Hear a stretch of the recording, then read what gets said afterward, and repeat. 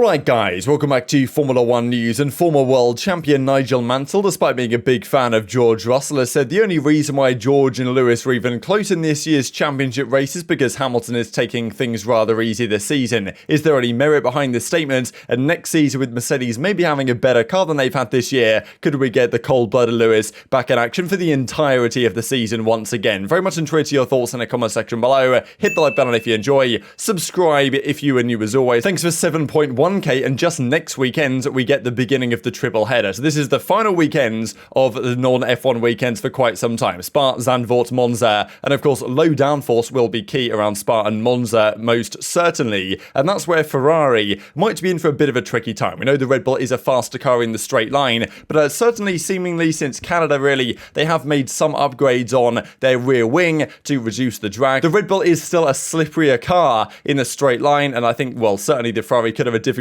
time fending Verstappen and Perez off in a straight line round Spa, but there has been talk that really the new rear wing has helped kind of match the Red Bull straight line speed, especially with DRS open. I feel like I think it was said actually that their early version of their rear wing spec did not have quite as large a DRS section as it could have done, or at least relative to the size of the wing, so that's a movement in the right direction. This also I think was rather interesting actually from Charles Leclerc and really Ferrari in general, because they've been asked a lot of questions. Why has it been so long since Ferrari have won either a constructors or a drivers championship, right? It's been well over a decade at this point, and Leclerc's kind of saying, well, look, just because it's been a long time doesn't mean it adds any pressure, which I think, look, it's an understandable statement from Leclerc, but to a certain degree I suppose it does. Now look, this season Binotto said their intention was just to compete for the championship. Look, the goal remains to still win it, but it's obviously looking rather challenging at this point, right? And of course the team is very different, he says, since back in the 2000s days, but still it doesn't add any pressure because it's been so many years we haven't won, which might be true. It's a different team there behind the scenes, of course, than it was 20 or so years ago, but I'm still not exactly the greatest look for Ferrari, and the pressure is there from the fan base, right, to a certain degree. Every year a championship slips away, and of course it's not just Charles Leclerc that has to deal with Ferrari's inconsistencies, he's got to deal with his teammate, right? Sainz again, despite the numbers in terms of qualifying and race pace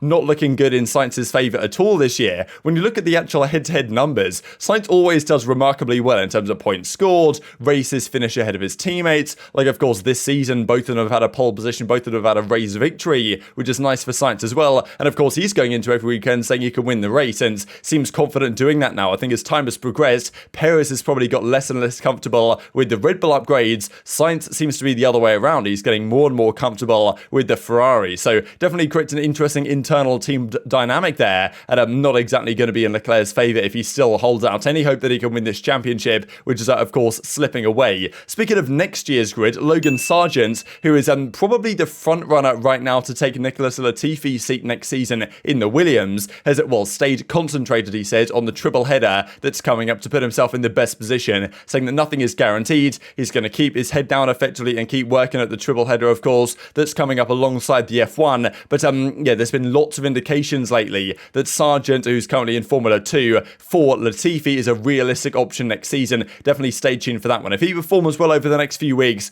I think it's going to be increasingly likely that he takes a Latifi spot going into next season. This also for Mick Schumacher. He's obviously been getting roasted a fair bit for this, but I can't really blame him, right? Because like, if you're any driver in Formula 1, you've got to have the self-belief that you can win the World Drivers' Championship, be the best driver on the grid. If you don't, what's the point even being there, to be honest? He said, look, he knows what he's able to do. I know what I'm worth, so my focus really is on that, and also going on to say that kind of criticisms of him are pretty unfounded. In each championship that I've competed in, F3, F2, this type of stuff, I was able to either be second or first. I don't see any reason why I shouldn't be able to do that in Formula 1. So people are going to roast him for this, but look, you can't really blame him, and we have seen, to a certain degree, some sort of lion awakening within Mick Schumacher since pretty much Silverstone, right? He got those points, Austria was great. Since then, like, Haas are such an inconsistent team. Like, one weekend they'll be the 8th or 9th fastest team, one weekend they'll be like the 4th or 5th fastest team, so it seems to be very track dependent. But I'm looking forward to seeing more from Mick Schumacher, but even then it's not guaranteed that Haas even want to keep him around. There's been more rumours circulating that maybe even the Alpine seat could be available for Mick Schumacher if Haas don't want to keep him, and even if they do, if Alpine says we want you, then potentially there's a negotiation to be had on that front. So definitely next year's driver grid is far from guaranteed at this point. Let's talk about this very interesting statement that Nigel Mansell made about George Russell and Lewis Hamilton in those Mercedes seats, saying that really George Russell, of course, who has been really one of the drivers of the season so far, I would say that if you had to rank the order of the drivers going into the summer break, you would say Verstappen, and then, you know, second place, who do you give it to? You might well have to give it to Russell, to be honest, given the machinery that he's had. Then you've got, you know,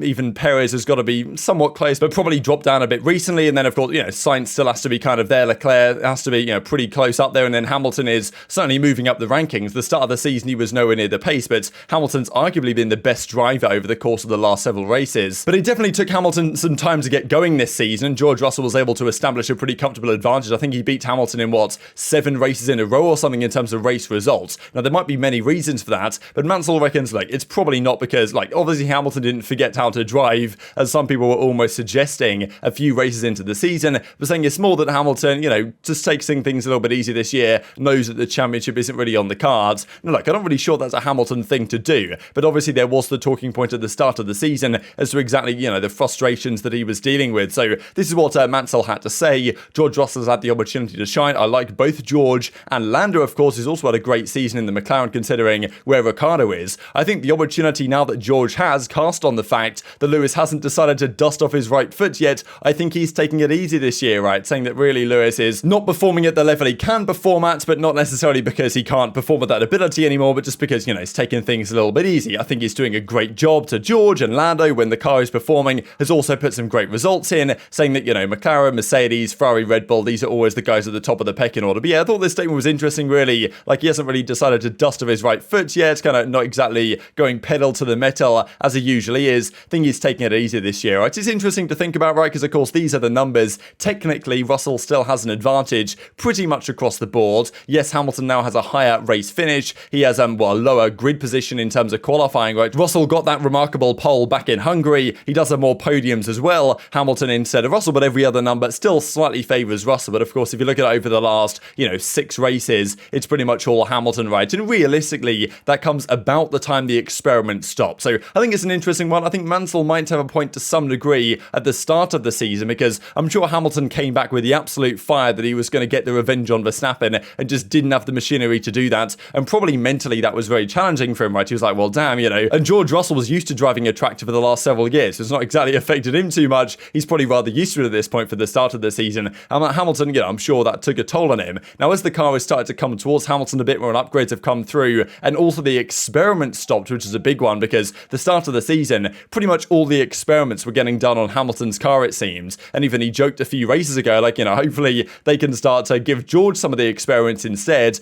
than just testing everything on Hamilton's car. Like, I think back in Australia, they had all these sensors on Hamilton's car they didn't have on Russell's, because he's the more experienced driver. He can maybe get the better information, the better read on the car than George might be able to. But pretty much since they stopped doing those experiments on Hamilton's car, the tides have most certainly turned, right? And now in terms of race pace and even qualifying, Hamilton generally has been outpacing, Russell for the majority of the last few races. Russell's still a fantastic driver, don't get me wrong. I think he's done an excellent job so far this season, but Hamilton, at least for now, is still a bit of a cut above, I think, at least at both their peak performances. And maybe, Mansell has a point that at least the start of the season, Hamilton was maybe not putting his all in. I don't think it's like he was taking things easy, but maybe he wasn't going absolutely 100% because he knew that even his 100% wasn't necessarily going to deliver the results that he's used to seeing from the timesheet, I suppose, at the end of the day. But it does seem like the last few races, we've seen the Hamilton of old effectively, right? He's come back into his own a little bit more. Of course, the last few race results are pretty good indeed. And on current trajectory, you would expect him to overhaul that points deficit that he currently has to Russell and, maybe even pick up the first win for Mercedes this season. So I think Mansell has a point to some degree for the first maybe 7-8 races of the season. But since really Canada, I think that's where we've seen Hamilton really start to come back into his own. We saw it in Spain, but the car didn't really want to comply with him in Baku and Monaco, of course, immediately after that. Couple of things to mention here before we close out the video. Definitely thought this was interesting. MotoGP has confirmed that for next season, every single weekend will have a sprint race. Now, I think in Formula 1, the plan is, as it stands, to only do 3 races against sprint races next season. I think they wanted to up it to 6, but they've obviously decided against that, I believe, at the present time, and it's still going to be 3. I'm not sure we have the confirmation there yet, but I believe that's going to be the case. Of course, this year, Imola, Austria, and Brazil, I'm pretty sure, are going to be the 3 sprint races this season. Might be the same next year, who knows? They've got to do it on tracks where it actually works. Austria, admittedly, wasn't particularly good, so and also, I'm kind of, I don't really like sprint races in general because you have an interesting qualifying session, maybe it rains, someone goes out in Q2 unexpectedly, and then they just get 15-20 20 laps to make up all those places they lost. So, you know, I'm not the biggest fan, but MotoGP are going with it like full force because at the end of the day, sprint races mean that the Saturday gets more viewership, right? I think that really they're not going to go away from sprint races until Friday practice gets more viewership than a qualifying session, which is realistically not going to, despite the fact that often it's actually can be very entertaining to watch. So, I mean, yeah, I think that's one of the reasons why they're going in this direction. They might need to come up with a better solution in Formula One, but MotoGP are going all guns blazing for it. So I suppose we'll see what the reaction turns out to be over there. And this also just quickly from Stefano Domenicali, because of course there's been some big talk about the fact that Formula One is going to all these street circuits now, getting rid of Spa, getting rid of, you know, some great circuits, doing Las Vegas, all the kind of Middle Eastern tracks that might not be so good, these type of questions. And yeah, of course, it's been a big question mark, right? And as he says here, I'm not selling the soul of Formula One. We are opening ourselves up to the whole world. Money is important everywhere. So obviously there's a balance here because they are trying to go to Kyalami in South Africa. I think that would be a great re-addition to the Formula One calendar. But at the same time, it's not exactly a secret that the Las Vegas move and some of the Middle Eastern tracks have obviously had money at the forefront of the decision making. So look, is it selling the soul? I think it is if you get rid of some of these classic tracks. But you know, money talks, I suppose, at the end of the day. So very much intrigued to your thoughts on all this stuff in the comment section below. Hit the like button if you enjoyed. Subscribe if you are new as always. Take care of yourselves, and I'll see you next time.